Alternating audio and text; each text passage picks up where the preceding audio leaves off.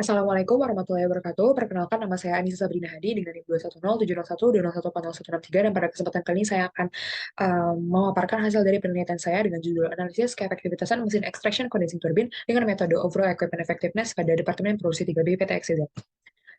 Pertama, saya akan menjelaskan mengenai latar belakang dari penelitian ini, di mana di sini sesuai dengan apa yang sudah saya jelaskan sebelumnya, bahwa di sini saya berfokus pada mesin extraction condensing turbine yang berfungsi sebagai penunjang proses produksi. Artinya adalah mesin ini akan menghasilkan listrik yang dimana listriknya itu akan digunakan oleh mesin-mesin lainnya untuk proses produksi.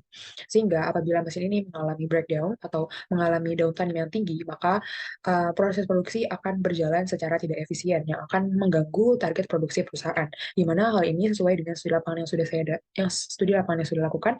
Di sini dapat dilihat di layar di sebelah kiri itu adalah grafik antara target dan pencapaian produksi pada tahun 2022 Departemen Produksi 3B, di mana untuk garis berwarna biru itu menggambarkan pencapaian produksi pada tahun 2022, sedangkan untuk garis berwarna oranye itu merupakan target produksi pada tahun 2022, di mana berdasarkan grafik tersebut dapat dilihat terdapat gap yang cukup besar antara target dan pencapaian produksi Departemen Produksi 3B pada tahun 2022. Selanjutnya, untuk selanjutnya itu ada juga data terkait downtime mesin steam turbine, yang dimana bisa dilihat bahwa terdapat downtime mesin yang cukup tinggi, terutama pada bulan April dengan total downtime sebesar 18,06 hari.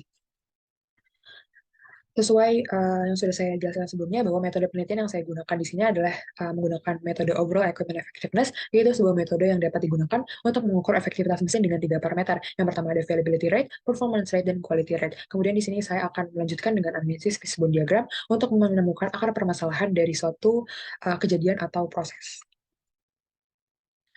Berikut ini adalah hasil perhitungan yang sudah saya lakukan sesuai dengan apa yang sudah saya jelaskan sebelumnya, bahwa OEM memiliki tiga parameter. Yang pertama ada availability rate.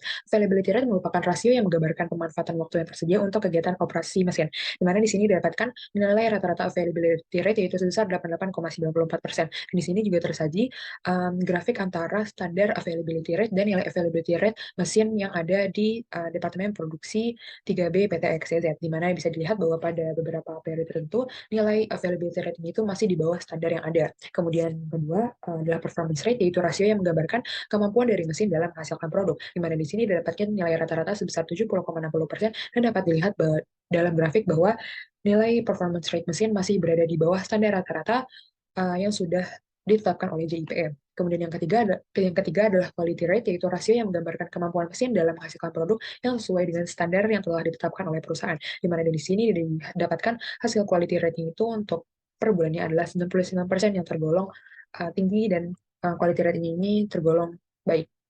Dan dari ketiga parameter tersebut nantinya bisa didapatkan nilai OE, di mana nilai OE didapatkan dari hasil perkalian antara availability, performance, dan quality rate. Dan di sini didapatkan rata-rata OE sebesar 62,47%. Dan apabila dilihat tabel di bawah, itu adalah standar OEE yang sudah ditetapkan oleh JIPM, yaitu Japan Institute of Plant Maintenance, sebuah lembaga yang mengatur aturan tentang maintenance mesin perusahaan.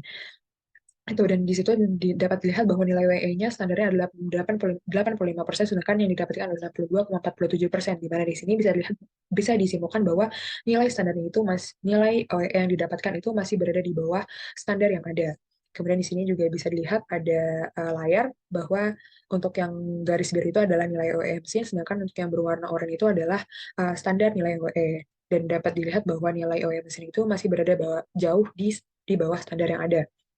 Kemudian setelah di sini saya melakukan analisis fishbone untuk mencari penyebab mengapa nilai OE di bawah standar GPM. Dimana di sini saya menggunakan 5 faktor, yaitu man, machine, material, environment, dan method. Misalnya itu pada man itu disebabkan dari faktor kelelahan, kemudian fokus ke pekerjaan lain, sedangkan misalnya untuk environment ada tingkat tebu yang tinggi, kemudian getaran dan bising dari mesin, dan untuk metodenya itu adalah perencanaan maintenance yang kurang baik dan salah prosedur pengoperasian. Dengan demikian, kesimpulan yang bisa didapat dari penelitian ini, yang pertama, berdasarkan hasil pengolahan data, nilai availability dan performance efisiensi masih belum memenuhi standar OE yang ada. Selain itu, nilai OE tergolong ke dalam kelompok yang sedang, berarti masih terdapat ruang untuk perbaikan dan masih berada di bawah standar GIPM, yaitu sebesar 85%. Kemudian yang kedua, faktor penyebab nilai OE belum memenuhi standar GIPM adalah yang pertama, kesalahan karyawan dalam men-setup mesin, kemudian yang kedua, terdapat material asing yang masuk ke dalam mesin, dan yang ketiga, perencanaan maintenance yang kurang baik karena di sini pada tahun 2022 seharusnya perusahaan itu melakukan maintenance pada bulan Februari, tetapi perusahaan itu mengundurnya menjadi bulan April yang mengakibatkan ketidakstabilan proses produksi. Dan yang ketiga, untuk meningkatkan efektivitas mesin, maka perusahaan harus melakukan maintenance sesuai dengan jadwal yang telah disediakan agar tepat waktu, di mana divisi teknik harus bekerjasama dengan divisi lain untuk menyesuaikan jadwal maintenance dengan produksi. Sekian presentasi dari saya. Mohon maaf apabila mohon maaf apabila ada salah kata. Kurang lebihnya mohon maaf. Wassalamualaikum warahmatullahi wabarakatuh.